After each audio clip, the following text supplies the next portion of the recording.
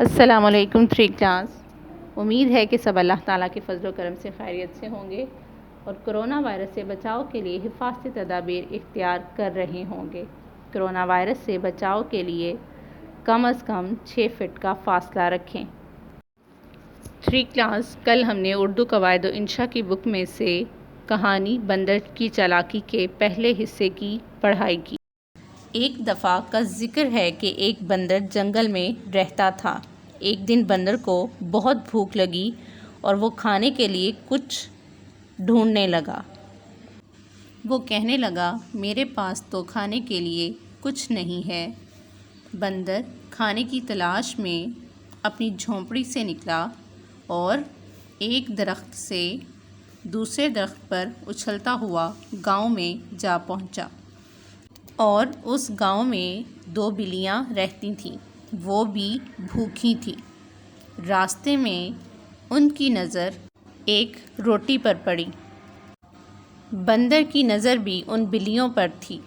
بلیوں کے پاس روٹی دیکھ کر اس کے منہ میں پانی آ گیا. کاش کہ یہ روٹی مجھے مل جائے کیونکہ مجھے بہت بھوک لگی ہے. روٹی ایک تھی اور کھانے والے 2. دونوں بلیاں روٹی پر اپنا حق جتا رہی تھیں کہ یہ روٹی میری ہے.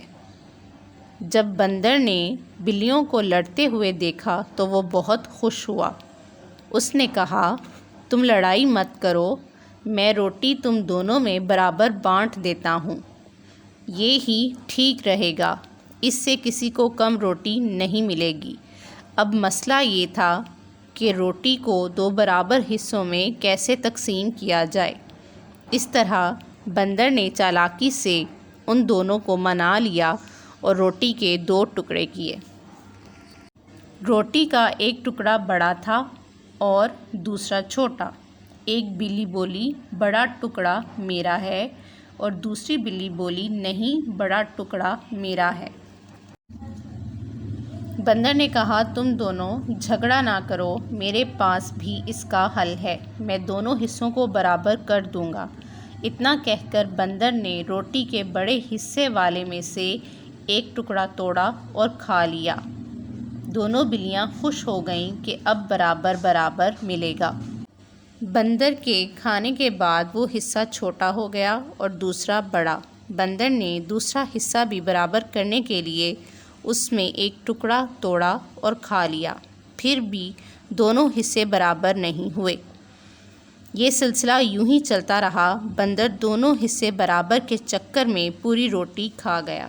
دونوں بلیاں بولیں یہ کیا، تم نے ہماری پوری روٹی کھا لی، تم نے ہمیں دھوکہ دیا ہے. یہ سن کر بندر وہاں سے بھاگ گیا اور ایک درخت سے دوسرے درخت پر کودتا ہوا جنگل میں بہت دور چلا گیا اور بلیاں منہ تکتی رہ گئیں. تو پیارے بچوں، اس کہانی سے ہمیں یہ نتیجہ ملتا ہے کہ 2 لوگوں کے جھگڑے میں فائدہ تیسرے کو ہی ملتا ہے، یعنی کہ نا اتفاقی میں نقصان ہی ہوتا ہے. تھری کلاس کل ہم نے پہلے نصف حصے کی پڑھائی کی تھی. آج ہم بقیہ نصف حصے کی پڑھائی کریں گے. اب اس نے روٹی کا ایک ٹکڑا ترازو کے ایک پلڑے میں تو دوسرا دوسرے پلڑے میں رکھا. جس طرف روٹی کا بڑا ٹکڑا تھا وہ پلڑا جھک گیا. بندر بولا میں ابھی دونوں کو برابر کر دیتا ہوں. اب اس نے بڑے ٹکڑے میں سے روٹی کا ایک ٹکڑا توڑ کر منہ میں ڈال لیا. بڑا ٹکڑا اب وزن میں کم اور چھوٹا ٹکڑا بڑھ گیا. اب بندر نے دوسری طرف سے ٹکڑا توڑ کر کھا لیا. اس طرح دونوں ٹکڑے برابر کرنے کے بہانے وہ دونوں طرف سے روٹی توڑ توڑ کے کھاتا رہا. یوں وہ ساری روٹی کھا گیا اور بلیاں منہ تکتی رہ گئیں. سبق نا اتفاقی میں نقصان ہوتا ہے. تھری کلاس پڑھائی گئی کہانی یاد کریں اور اپنا بہت سا خیال رکھیں. اللہ حافظ.